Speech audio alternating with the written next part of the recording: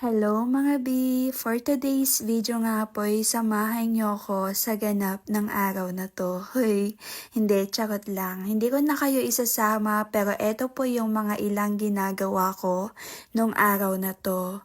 Bale, meron lang pala akong gustong sabihin sa inyo kasi meron pa akong nababasa na walang kwentang mga vlog mo. Ganon. May mga nagsasabi na wala daw kwenta yung mga vlog ko, hindi lang iisa. Opo, nababasa ko po yung mga comment nyo. Pero ayun, syempre, mas pinipili ko na lang pong sakyan or hayaan.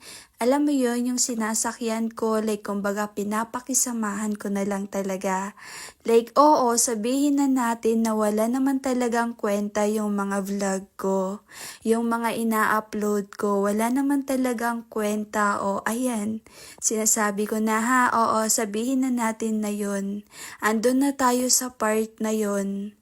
Pero ano naman ngayon?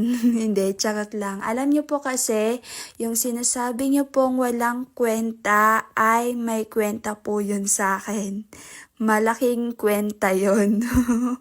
Opo, hindi lang malaking kwenta kasi malaking halaga din po. Opo, akalain mo yon? Yung sinasabihan nyo na walang kwenta yung mga ina-upload kong mga video, yung mga vlog ko, ayan. Sinong mag-aakala na yung mga walang kwenta na yon ay kumikita monthly? Diba? Akalain nyo yon, no? Gusto nyo ba? I-reveal ko na ba kung magkano yung sasahurin ko? Sa katapusan, yung makukuha ko nitong katapusan na to. Gusto nyong malaman? Pa-comment na lang po kung gusto nyong malaman. Kung gusto nyo pong ma-reveal ko kung magkano po yung sinasahod ko doon sa mga video na walang kwenta. 'Di ba? Akalain mo yun yung mga walang kwenta na yun, napakalaking halaga nung makukuha mo. 'Di ba? Kahit na, ayun, sabihin na natin na walang kwenta. Kasi nga, parang wala naman talaga.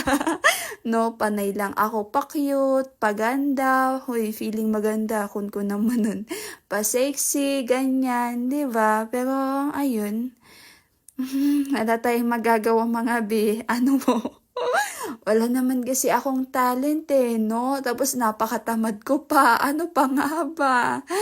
Pero ayun, gusto ko lang sabihin na yung sinasabi yung walang kwenta ay may malaking kwenta yon kung kwekwentahin mo lahat ng earnings.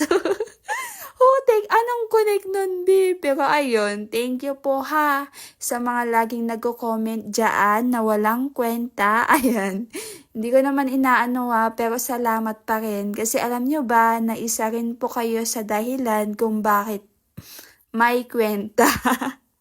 Alam mo yun, isa kayo sa mga dahilan kung bakit ako kumikita sa mga comment nyo, kapag nagre-react kayo, kapag nanonood kayo, ganyan. Kahit na sa mga bashers ko nga po, ayan, syempre sabi ko nga po, hindi ko po makakalimutan magpasalamat sa inyo. Opo, kahit na sa mga bashers ko, gustong gusto ko yan no? I love my bashers.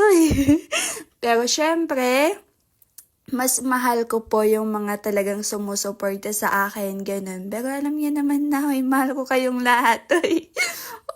Pero ayun, thank you so much po kasi kung hindi naman po dahil sa inyo ay hindi po magkakaroon ng kwenta yung sinasabihan nyo na walang kwenta, 'di ba?